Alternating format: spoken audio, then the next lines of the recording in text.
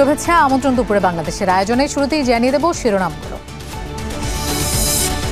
পীরগঞ্জে আবু সাঈদের কবর জিয়ারত করলেন প্রধান উপদেষ্টা ডক্টর ইউনূস।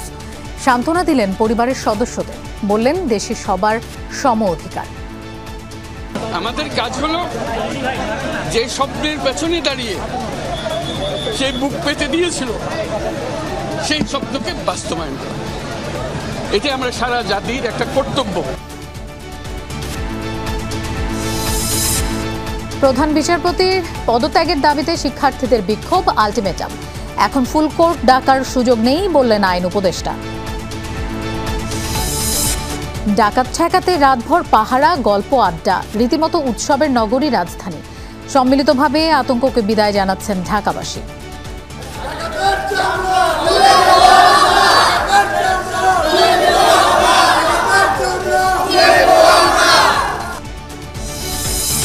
বেতন ভাতা পরিশোধ নিয়ে বিপাকে পোশাক খাতের উদ্যোক্তারা, ইতিবাচক ভাবমূর্তি ফিরিয়ে আনার তাগিদ। পশ্চিমবঙ্গে বাংলাদেশ সীমান্তে পুরনো কাঁটাতারের বেড়া বদলে স্মার্ট ফেন্সিং দিচ্ছে ভারত। অবাঞ্ছিত অনুপ্রবেশ ঠেকাতেই এই পদক্ষেপ বলছে দেশটি।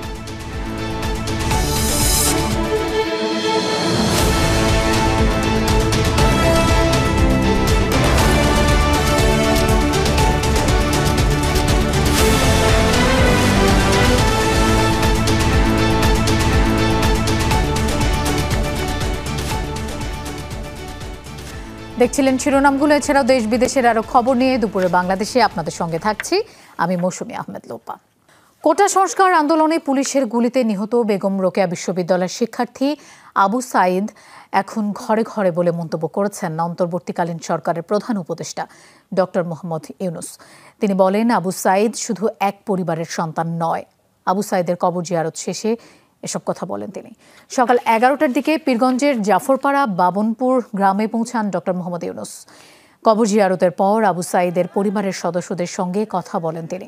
এ সময় আবু সাঈদের মাকে সান্ত্বনা দিয়ে ডক্টর ইউনূস বলেন, শিক্ষার্থী হত্যার সাথে জড়িতদের বিচারের আওতায় আনা হবে, দোষীদের কাউকে ছাড় দেয়া হবে না বলেও জানান তিনি। সবাইকে নতুন বাংলাদেশ গড়ার দায়িত্ব নেওয়ার আহ্বান জানান প্রধান উপদেষ্টা। এরপর রংপুর মেডিকেল কলেজ হাসপাতালে যান ডক্টর ইউনূস।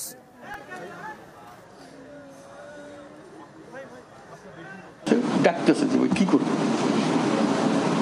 আমার বুদ্ধি একটাই, যেটা তোমাদের বলছে এটাই বুদ্ধি, যে আত্মবিশ্বাস আনা তরুণদের মাঝখানে। লেখাপড়া কাজে লাগে নিশ্চয়ই, কিন্তু লেখাপড়া না হলে যে একবারে সবকিছু উল্টে যাবে, বিদ্যা বুদ্ধি বন্ধ হয়ে যাবে তাও না। এই মেয়েদের যাদের কথা বলতে একটার নিজের নামও লিখতে পারে না, ওই রকম দিয়ে কাজে এই হলো আমাদের আশা আকাঙ্ক্ষা। তোমাদেরকে আজকে বাবা দিতে আসলাম, যেটুকু করছো, কিন্তু পথ এখন বাকি আছে, এইটা পরিষ্কার করতে হবে, এটার থেকে ছাড় দিও। এটা আমরা গন্তব্যটা কিছু মুক্ত হয়ে যাওয়া, আমাদের কেউ টেনে রাখতে পারবে না। নিয়ম নীতি যা আছে নিয়ম নীতির মতো করবো। মাঝখানে একটা কথা বারে বারে আসছে, সেটাও তোমাদের বলি, পত্রপত্রিকা আসতেছে, খামোকা একটা জিনিস হয়েছে, হিন্দুদের আক্রমণ করতেছে, বৌদ্ধদের আক্রমণ করতেছে, সংখ্যালঘু কয়জন আছে রে ভাই, কি জন্য তাদের নিয়ে টানাটানি করতেছে? এটা কি দেশের মানুষ না? তোমরা যেন দেশই রক্ষা করতে পারছো, কয়েকটা পরিবার রক্ষা করতে পারবে না? কষ্ট লাগে। সেও তোমাদের সঙ্গে ছিল, তার ছেলে তোমার সঙ্গে ছিল, কিন্তু বাড়ি গিয়ে দেখে যে তার লুটপাটওয়ালারা করতেছে এগুলা। কোনো যে ইচ্ছা করে আর হলেও অন্যের মদতে যারা ইন্ধন যোগাইতে, একটা গোলমাল লাগাই দেওয়া, গোলমাল লাগাইতে পারলে তাদের খুব মজা, যে আটকে ফেলাইলাম তাদের। সবসময় লেগে আছে তোমাদের আটকানোর অবস্থা রেখে, এটুকু আটকানো বলে কেউ ছুঁতে পারবে না, আমরা আছি। যত হিন্দু পরিবার, খ্রিস্টান পরিবার যত আছে, বলতে কেউ তার গায়ে আসতে পারবে না। আমার ভাই, আমরা একসঙ্গে যুদ্ধ করছি, একসঙ্গে থাকবো। এটা পুরা বাংলাদেশ একটা পরিবার আমাদের। এর চেয়ে সুন্দর পরিবার আর নাই পৃথিবীতে বহু দেশ আছে, এত সুন্দর পরিবারের আর নাই। এক ভাষা, এক জিনিস, এক কথা। তুমি যে দেশে যাও, এইখানে একরকম, এখানে আরেকরকম, বহু রকমের প্যাচপ্যাচ। আমাদের কোনো প্যাচপ্যাচ নেই। এত সুন্দর একটা দেশ, কোথায় চলে যেতে পারতাম না। শুধু মনটাকে যদি আমরা শক্ত রাখতাম এবং তোমাদের রাস্তাটা খুলে দিতাম, নানা রকমের প্যাচপ্যাচের মধ্যে ফেলাই না দিতাম, তাহলে আমরা মুক্ত হয়ে যেতাম। বেগম রোকেয়া নারীদের মুক্ত করছে, এখন পুরো রংপুর সারা বাংলাদেশকে মুক্ত করবে। এটি হলো তোমাদের কাজ, এটাই হলো কাজ। আমরা এখানে থামি আজকে, তোমাদের সঙ্গে একটা ছবি তুলবো না? একটা ছবি তুলতে হবে। চলো চলো যাই। তোমাদের কিছু বলো, বলো একজন বলো, সংক্ষেপে বলো।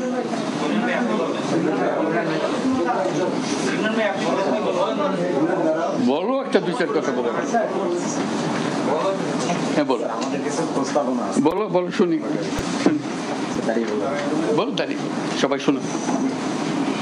শুভ অপরাহ্ন, সম্মানিত সুধী মণ্ডলী, আসসালামু আলাইকুম। ওয়ালাইকুম আসসালাম। বৈষম্য বিরোধী ছাত্র আন্দোলনের অন্যতম কেন্দ্রবিন্দু বীর শহীদ আবু সাইদের প্রাণের ক্যাম্পাস এবং জন্মভূমি রংপুরের আপনাদের স্বাগত। বাংলাদেশের মানুষের এই ঐতিহাসিক বিজয়ে বেগম রোকেয়া বিশ্ববিদ্যালয়ের সকল শিক্ষার্থীদের পক্ষ থেকে আপনাদের সকলকে জানাই অশেষ অভিনন্দন। আমি আবারও শ্রদ্ধা ভরে স্মরণ করছি ৭১-এ যে সকল লাখো শহীদ আমাদের এই সার্বভৌমত্ব স্বাধীন বাংলাদেশ বিজয় দিয়ে গিয়েছেন, এবং সেই সাথে ২০২৪-এর ছাত্র জনতার যে গণ অভ্যুত্থানের মধ্য দিয়ে আমরা ছাত্র জনতা বলতেছি দ্বিতীয় স্বাধীনতা, এই দ্বিতীয় স্বাধীনতায় যে সকল শহীদ ভাইরা আবু সাহিদ সহ সারা বাংলাদেশে যে সকল শহীদ ভাইরা মৃত্যুবরণ করেছেন তাদের বিদেহী আত্মার মাগফিরাত কামনা করছি। মাননীয় উপদেষ্টা, বেগম রোকেয়া বিশ্ববিদ্যালয়ের পক্ষ থেকে আমি আপনার কাছে কিছু প্রস্তাবনা পেশ করতেছি।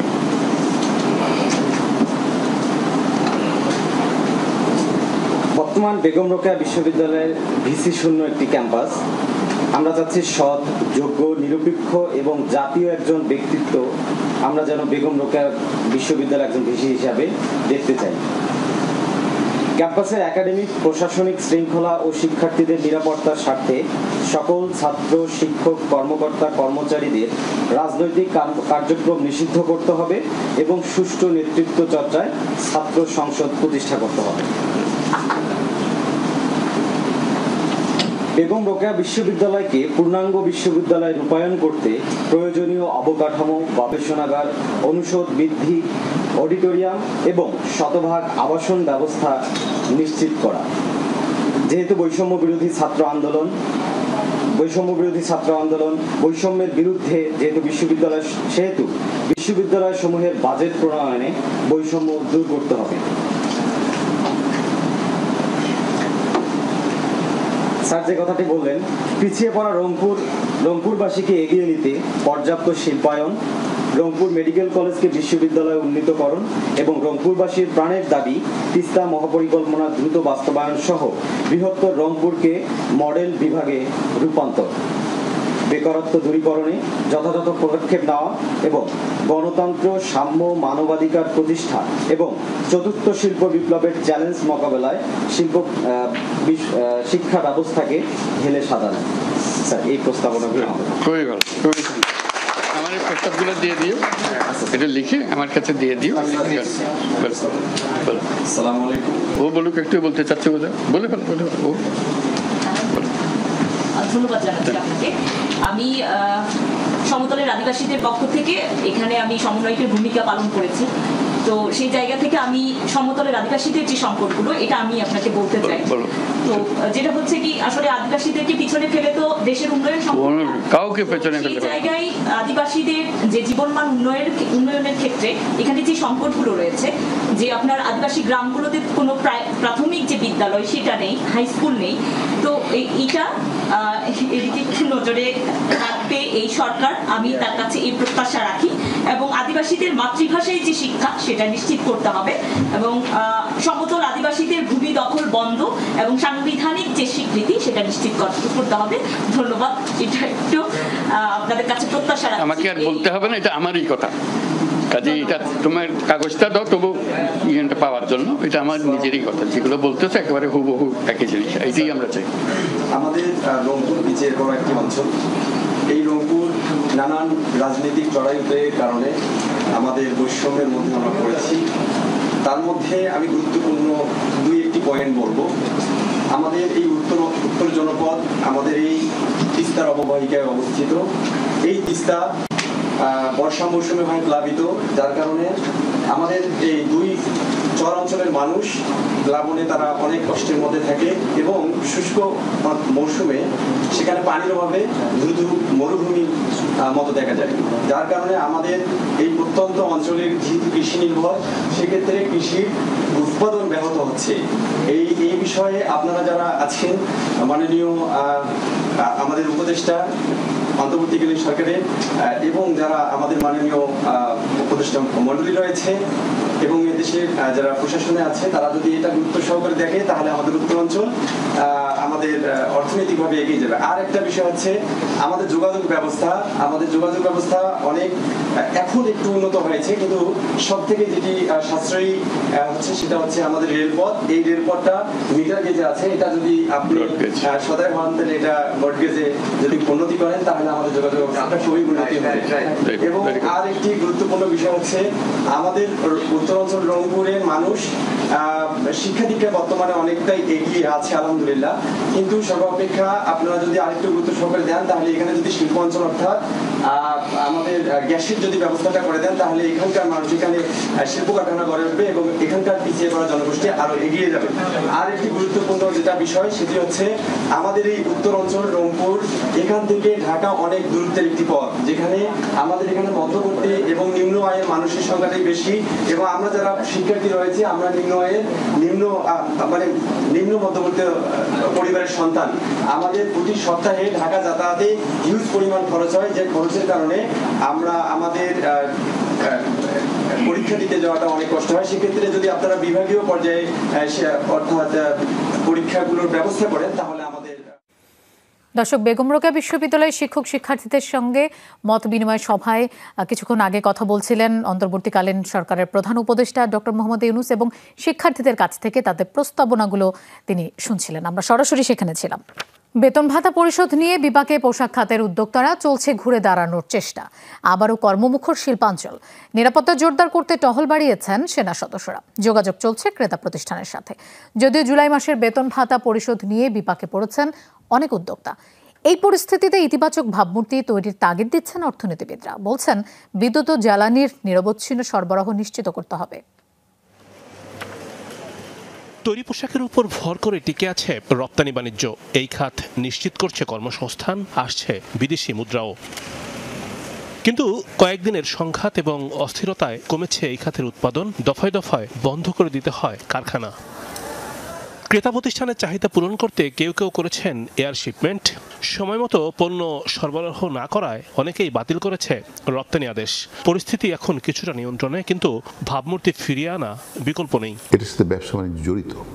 আমরা একটা শান্তির পরিবেশ চাই, একটা স্বস্তি চাই। মানুষের ক্ষোভ যেটা আছে প্রশমিত হয়ে যাতে দেশে একটা স্বাভাবিক অবস্থা ফিরে আসে। স্বাভাবিক অবস্থা ফিরে আসলে ব্যবসা বাণিজ্য শুরু হবে। যে একটা ক্ষত তৈরি হয়েছে সেই জায়গাতে যদি প্রপারলি তার সমাধানের বিষয়টি যদি নিশ্চিত না করা হয়, তাহলে বায়াররাও কিন্তু এই সমাধানগুলোকে কিছুটা হলেও তারা অনিশ্চিতভাবে দেখবেন। রপ্তানি আর হিসাব নিয়ে তৈরি হয়েছে ধূম্রজাল। বাংলাদেশ ব্যাংকের হিসাব বলছে ইপিবি যে তথ্য দিচ্ছে প্রকৃত রপ্তানি আয় তার চেয়ে কম। রিজার্ভ এবং কর্মসংস্থান নিশ্চিতের জন্য রপ্তানি আয় বৃদ্ধির বিকল্প নেই। ব্যবসা বাণিজ্যের উপরে দেশের অর্থনীতি নির্ভর করে। আজকে যদি আমরা রপ্তানি না করতে পারি, আমাদের ফরেন কারেন্সি আসবে না। রপ্তানিকে সুরক্ষিত করতে হবে। স্থানীয় শিল্প যেটা আছে সেটাকে রক্ষা করতে হবে, সেটা যাতে ভালোভাবে চলতে পারে সে ব্যবস্থা করতে হবে। সার্বিক উৎপাদন বাড়াতে নিশ্চিত করতে হবে নিরবিচ্ছিন্ন গ্যাস ও বিদ্যুৎ। শিল্পায়ন যেটা হয়েছে তার অন্যতম একটা উপাদান হচ্ছিল গ্যাস। আমরা গ্যাস পেয়েছিলাম বলে আজকে এই অবস্থা এসে। এখন আমাদের এনার্জি সিকিউরিটিটা খুবই ইম্পর্টেন্ট। বৈদেশিক মুদ্রা দিয়ে যেভাবেই হোক, ডেফার্ড হোক, যেভাবে নেগোসিয়েশন করে গ্যাসটা আনতে হবে, যাতে এই যে ঘাটতি রয়েছে সেই ঘাটতিটা যদি পূরণ করা যায় তাহলে কিছুটা স্বস্তি আসবে। ডাইংয়ের কাজ করেন বা টেক্সটাইল ফ্যাক্টরিতে কাজ করেন অথবা সিরামিক বা গ্লাস রিলেটেড কাজগুলো করেন, তাদের জন্য কিন্তু এটা একটা বড় দুশ্চিন্তা এবং সেটা কিন্তু রয়ে গিয়েছে, এটা কিন্তু এখনো সমাধান হয়নি। সুতরাং সেটাও কিন্তু আমাদের ব্যবসার প্রতিযোগিতা সক্ষমতার জন্য একটা দুর্বলতা। সংকটের এই সময়ে পোশাক মালিকদের সংগঠন বিজিএমই এর বর্তমান নেতৃত্ব প্রশ্নবিদ্ধ হয়ে পড়েছে। অনেকের অভিযোগ শিল্প মালিকদের পাশে ছিল না পরিচালনা পর্ষদ। We are all frustrated. এবং এই যে সংগঠনে বিজিএমইতে প্রেসিডেন্ট নাই, অ্যাক্টিং করে কি প্রেসিডেন্ট করা যায়? রিমন রহমান, যমুনা নিউজ, ঢাকা। ছুটির দিনেও রাজধানীর বিভিন্ন স্থানে ট্রাফিক কন্ট্রোলের কাজ করছেন শিক্ষার্থীরা।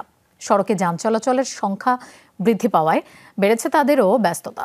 রাজধানীর মোড়ে মোড়ে দায়িত্ব পালন করছে শিক্ষার্থীরা। নিজ উদ্যোগেই সড়কের যান চলাচল নিয়ন্ত্রণের চেষ্টা করছে। নীতিমালাগুলো পরিপূর্ণভাবে না জানলেও যথাসম্ভব ট্রাফিক নিয়ন্ত্রণের চেষ্টা রয়েছে তাদের। শিক্ষার্থীরা বলছেন পুলিশ না থাকায় আইন মানছেন না অনেকেই। অনেক বাস চালকও মানছেন না নির্দেশনা। মোটরসাইকেলের চালকরা বের হন হেলমেট ছাড়াই। তবে তাদেরকে শান্তিপূর্ণভাবে বোঝানোর চেষ্টা করা হচ্ছে, এমনটা জানিয়েছেন শিক্ষার্থীরা। তাদের সহযোগিতা করছেন বেশিরভাগ সাধারণ মানুষ। অনুপ্রবেশ ঠেকাতে এবার সীমান্তে উন্নত মানের স্মার্ট ফেন্স বসাচ্ছে ভারত। কাঁটাতারের বদলে এরই মধ্যে পশ্চিমবঙ্গের বেশ কিছু জায়গায় মজবুত এবং অতিরিক্ত উচ্চতার বেড়া বসানোর তোড়জোড় চলছে। কর্তৃপক্ষ বলছে অনুপ্রবেশ ঠেকানোর পাশাপাশি নাগরিকদের নিরাপত্তায় নেওয়া হয়েছে এই পদক্ষেপ। সহকর্মী সুকান্ত চট্টোপাধ্যায়ের পাঠানো তথ্যচিত্রে ডেস্ক রিপোর্ট। প্রায় 4096 কিলোমিটার বিস্তৃত বাংলাদেশ ভারত সীমান্ত। পশ্চিমবঙ্গে 938 কিলোমিটার বাদে ত্রিপুরা, আসাম এবং মেঘালয়ের সাথেও দুদেশের সীমান্ত এলাকা। গেল কিছুদিন ধরেই সীমান্ত ঘিরে ভারতের তৎপরতা চোখে পড়ার মতো। অবৈধ অনুপ্রবেশ ঠেকাতে সীমান্তের বেশ কিছু জায়গায় স্মার্ট ফেন্সিং সিস্টেম বসানোর সিদ্ধান্ত নিয়েছে নয়াদিল্লি। এরই মধ্যে জলপাইগুড়ির ধরধরা সীমান্তে পুরনো কাঁটাতারে বেড়ার পরিবর্তে মজবুত ও অধিক উচ্চতার স্মার্ট ফেন্স বসানোর কাজ শুরু করেছে ভারতীয় সীমান্তরক্ষী বাহিনী। এতে অনুপ্রবেশ কমার পাশাপাশি নাগরিকদের নিরাপত্তা বাড়বে বলে মনে করছেন স্থানীয়রা। এইগুলো হচ্ছে একটু মজবুত, অনেক মজবুত আছে। আগেরগুলো তো মজবুত ছিল না। আগের মনে করো প্লাস দিয়ে কাটলে কাটা দিত। আর এখনকার এই যেগুলো বেড়া হচ্ছে এগুলো তো কাটা যাচ্ছে না। পুরোনো বেড়াটাকে উঠাই দিচ্ছে, ফেন্সি হলে আবার সুবিধা হবে। একদম এটা আবার উচ্চা আছে, প্রত্যেক দিয়ে সুবিধা হবে, আপনারা বাঁধে ঢুকতে পারবে না। এর আগে বাংলাদেশ ভারত সীমান্তের উপর নজর রাখতে বিএসএফ এর কর্মকর্তাদের নিয়ে কমিটি গঠন করে দেশটির স্বরাষ্ট্র মন্ত্রণালয়। অনিক রহমান, যমুনা নিউজ। ক্ষমতার পালাবদলে পরিবর্তনের ছোঁয়া লেগেছে বাংলাদেশ ক্রিকেট বোর্ড বিসিবিতেও। সেই পরিবর্তনের ডাক নিয়ে মিরপুরের হোম অফ ক্রিকেটে এসেছিলেন বাংলাদেশ দলের কোচ নাজমুল আবেদিন ফাহিম। দেশের বর্ষিয়ান এই কোচ ছাত্র আন্দোলনের শুরু থেকেই ছিলেন শিক্ষার্থীদের সাথে। গণমাধ্যমের মুখোমুখি হয়ে তিনি জানান চলমান পরিস্থিতিতে ক্রিকেট বোর্ডের ভবিষ্যৎ নিয়ে। আমি যেহেতু খুব কাছ থেকে দেখার সুযোগ পেয়েছি, আমার মনে হয় না যে বিসিবি খুব একটা ডিসিপ্লিন একটা অর্গানাইজেশন, যেটা বাইরে থেকে অনেকেই মনে করে এর চাকচমক দেখে মনে করে বা অনেক কিছু দেখে মনে হয় যেন বিসিবি বোধ হয় দারুণ একটা অর্গানাইজেশন। কিন্তু আমার মনে হয় যে এটার যে অপরচুনিটি ছিল, বিসিবিতে যে অপরচুনিটি ছিল, সেটার ম্যাক্সিমাম ইউটিলাইজেশন মোটেই হয়নি। সেটা অনেকগুলো কারণেই হয়নি, অনেকের ইচ্ছাকৃত ভুলের কারণেও হয়নি। সো আমার মনে হয় যে এখানে পরিবর্তন